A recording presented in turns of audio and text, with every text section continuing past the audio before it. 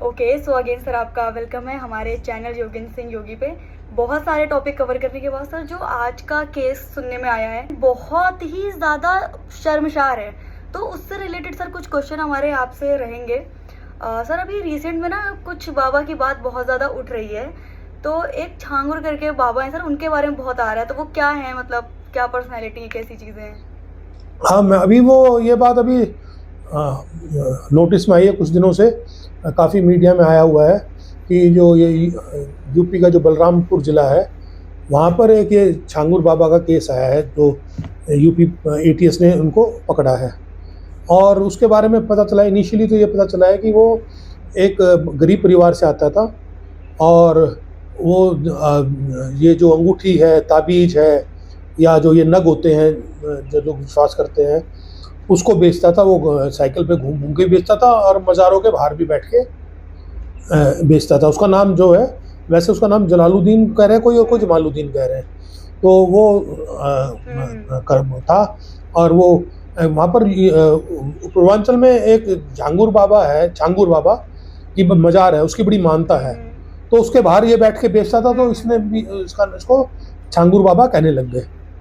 तो और दूसरा ये करता था, वहाँ पर जैसे बेचता था, और फिर लोगों, जैसे लोग आते हैं धार्मिक जगहों पे, तो अपनी कुछ मन्नतें लेके आते हैं, मुराद लेके आते हैं।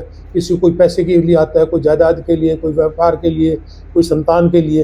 तो किसी के मुकदमे चल रहे होते हैं, तो ये भी क्लेम करने लग गया था कि जो है, मैं झाड़ फूक करके या नग बेच के, ताबीज़ बेच के आपके परेशानी दूर करूँगा, जो आमतौर से हमारे देहातों में चलता है कि लोग, अच्छा, फिर लोग इस पे बहुत बिलीव भी करने लग गए थे, और इसकी अच्छी खासी फॉलोइंग हो गई थी।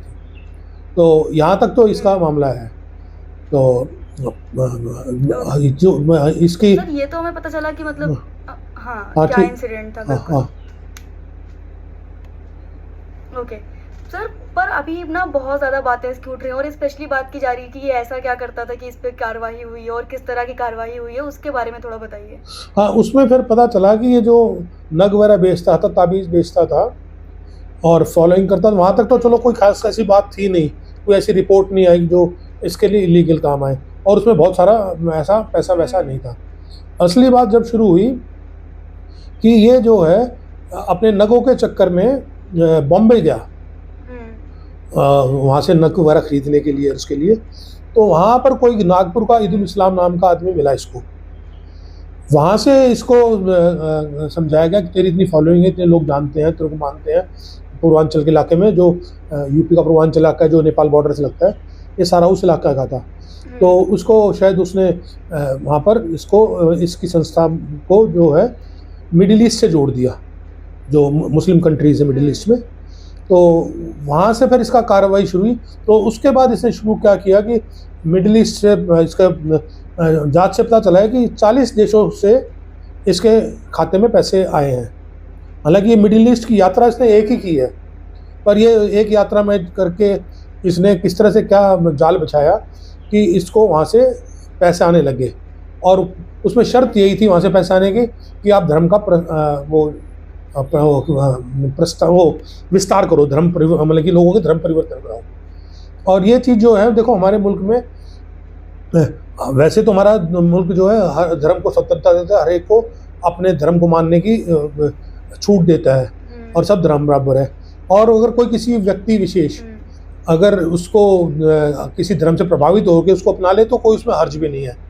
पर जो हमारे मुल्क में जो कुछ ईसाई संगठन है, कुछ मुस्लिम संगठन है, जो अगर लालच से, दबाव से, धोखे से अगर धर्म परिवर्तन करा जाए, तो वो बहुत बड़ा अपराध है। और ये समझ नहीं आता कि ये जो धर्म वाले हैं, ये लोगों को क्यों नहीं समझ में आता कि कोई भी धर्म इस तरह के हथकंडों से अगर धर्म का विस्तार करते हो, तो वो कोई भी धर्म उसको मान्यता नहीं देता। पर ये लोग जो है धर्म को ठीक से समझते नहीं, तो इसका विस्तार वगैरह, इवन एक बार महात्मा गांधी जी को भी धर्म परिवर्तन की वो प्रस्ताव आया था कि ईसाई धर्म अपना लो, आपको हम जो है उसका ईसा मसीह का अवतार मान लेंगे। तो गांधी जी ने कहा कि इसका मतलब ये है कि आप धर्म को समझे ही नहीं, इससे क्या फ़र्क पड़ता है कि अगर मेरी बात ठीक है तो किसी भी धर्म का है। ईसा मसीह भी इस बात को पसंद नहीं करते जो तुम आप बात कह रहे हो।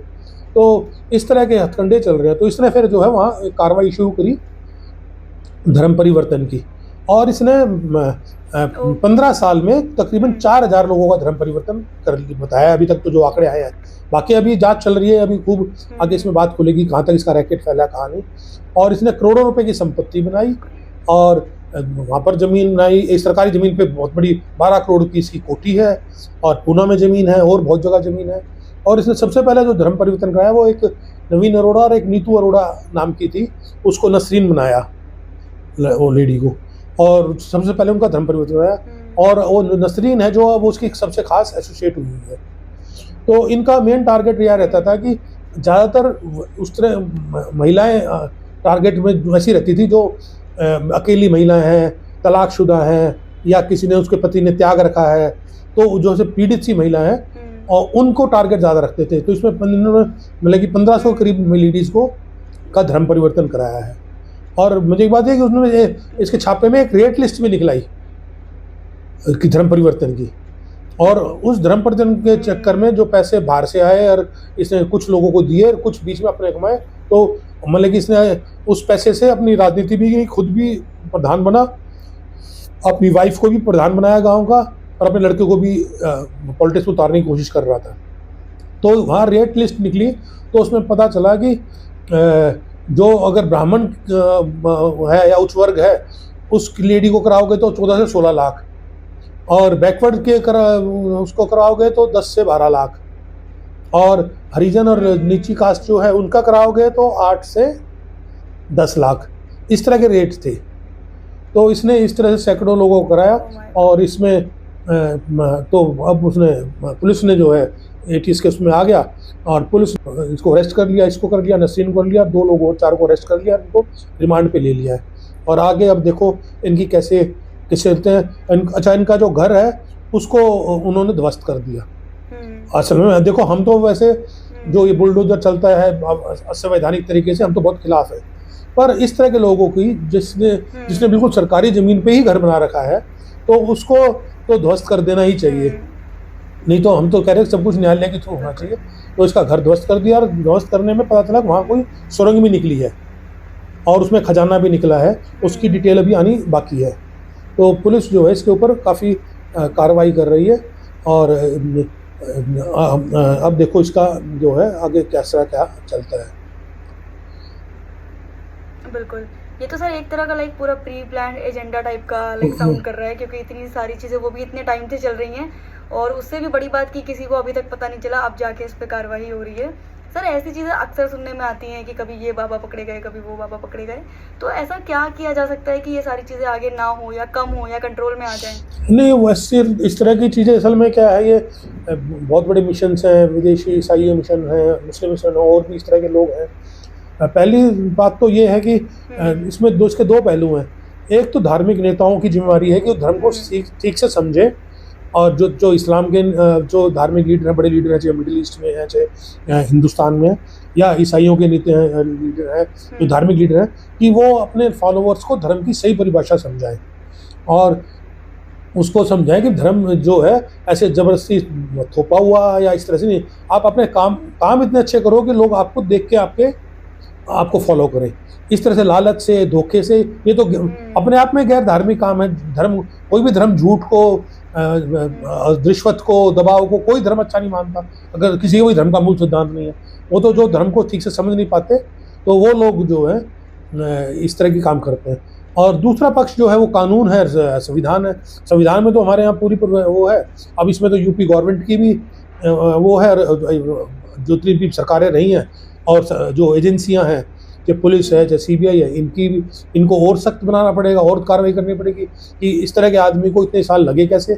इसमें सरकार की भी नाकामी है, और क्या नाम है, पुलिस और जो सुरक्षा एजेंसियां और जो इन्वेस्टिगेशन एजेंसीज हैं उनकी भी नाकामी है। तो उनको सख्त करें जिससे इस तरह के लोगों को आगे पनपने ना दिया जाए और धर्म का मूल स्वरूप बना रहे।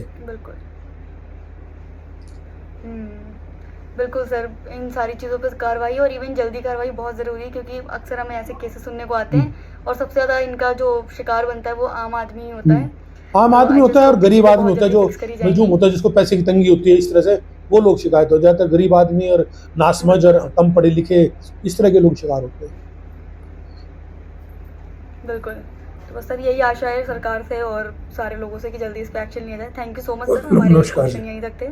बहुत सारी चीज़ें हमें इस टॉपिक से रिलेटेड क्लियर हुई हैं एंड ऑडियंस से भी मेरी यही रिक्वेस्ट है कि इस वीडियो को ज़्यादा से ज़्यादा शेयर करना ताकि अवेयरनेस फैल सके और लोग ऐसे चक्करों में ना पड़ें। अगर आपको वीडियो अच्छी लगी है, डू लाइक द वीडियो। अगर आप चैनल पर पहली बार आए, subscribe our channel. Thank you.